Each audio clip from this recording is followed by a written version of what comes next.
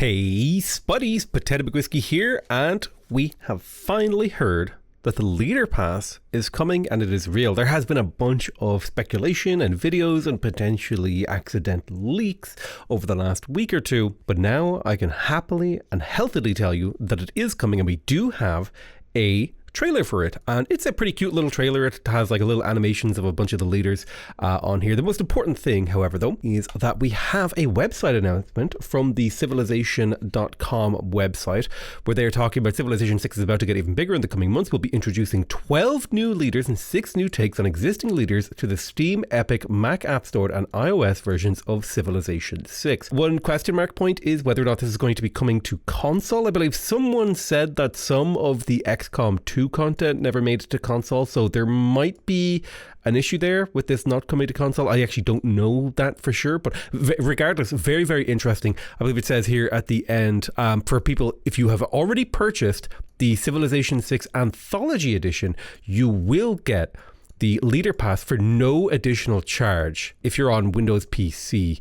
For Mac App Store and iOS, the Civilization 6 Leader Pass will be available for individual purchase only. So a little bit of an advantage for being on Windows PC. I imagine this has to do with like some sort of license negotiation or how these stores work, and these stores don't allow you to give stuff away or something. So unfortunate, unlucky. I imagine they would have loved to have given this away, but we are going to be getting a bunch of really, really cool content. So they will be released, much like the New Frontier Pass. We should be expecting to get 6 packs, one every 2 months. The first one is coming later this month, actually, at November 21st, which is 6 days from now, which is honestly insanely quickly how fast this is going to be coming out. The pack 1 will be the Great Negotiators, coming in with Abraham Lincoln, Queen Mabanda Nzinga, and Sultan Saladin. So I believe there will be 2 completely new leaders in each pack, and then a reskin, not a reskin, what's the word I'm looking for? A new personality for an existing leader. So this is a new personality for Saladin, potentially focused on diplomacy. Could be really interesting. And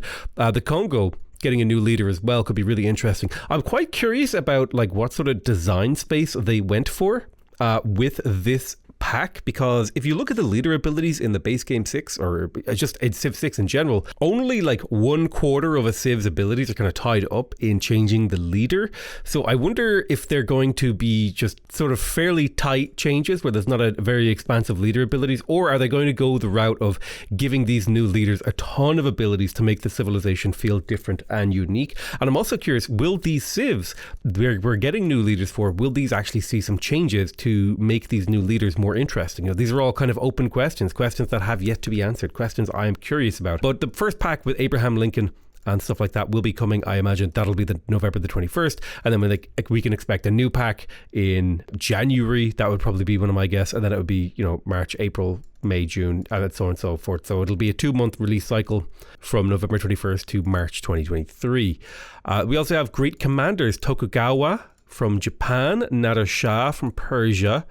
It looks like there's like okay, so some of these things do require you to have certain DLCs and expansions. So in order to get Persia, you have to have the Persia and Macedon scenario pack. So you can get a new Shah for Persia. You can get Suleiman the Magnificent. That's the new personality. Very cool. I'm curious. I wonder if this seems like it's saying Great Commanders. I wonder, are these going to be war focused, or because I already feel like Suleiman the Magnificent is already a pretty war focused Civ. So I'm wondering if they will do a sort of similar thing that they did with Rough Rider Teddy and make this guy the default and then rework the old one, or some sort of shenanigans like that. That's kind of a curious question I have there. Yeah, I'm wondering if this is going to be like, I don't know if Great Commanders means militaristic, right? I don't know if what that means. We've also got the Rulers of China. I think this might be like Great Leaders, you know, another way to say that.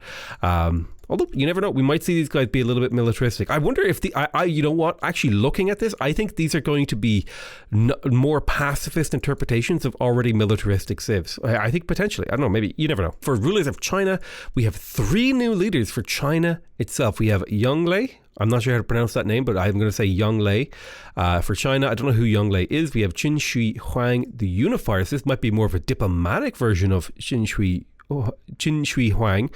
He might be more, maybe more city-state oriented, maybe more alliance oriented, maybe more, could also potentially be conquering oriented. You never know. And then we have Wu Zishan, I don't know how to say that either, so I apologize. I think this is a female leader. I could be wrong. I think she was was she in Civ 5? I don't remember. I think so. I think she was the one who made paper or something. They had like little paper workshops, so it could be interesting and cool to try out Wu Zetian, perhaps a more scientific cultural direction version of thing, like a scientific-y China, which could be kind of a cool idea.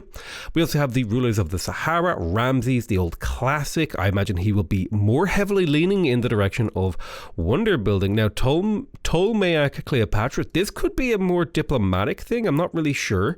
And then King Sundiata Keita from Mali.